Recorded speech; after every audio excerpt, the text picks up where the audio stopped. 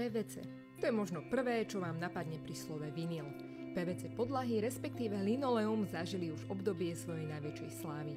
Ich doménou a zároveň aj nevýhodou je mäkkosť a ohybnosť. Potom tu máme SPC podlahy. Práve o SPC podlahách vám chceme povedať viac. Je to nová generácia vinylových podlah. Môžeme ich nazývať aj kompozitné podlahy.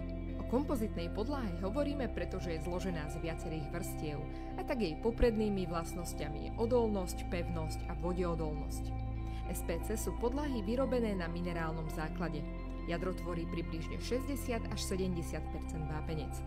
V ponuke máme lepený vinyl a taktiež vinyl na klik. Vinyl na klik už obsahuje integrovanú penovú alebo korkovú podložku. Podlahy SPC sú obzvlášť vhodné na podlahové kúrenie vďaka svojmu nízkemu tepelnému odporu a sú aj teplejšie na dotyk a pri chôdzi na boso. Na montáž kompozitných podlah však potrebujeme dokonale rovný povrch. S výberom vhodnej podlahy a orientáciou medzi druhmi či značkami vám veľmi radi poradíme v predajniach Ekointer Nováky a Partizánske.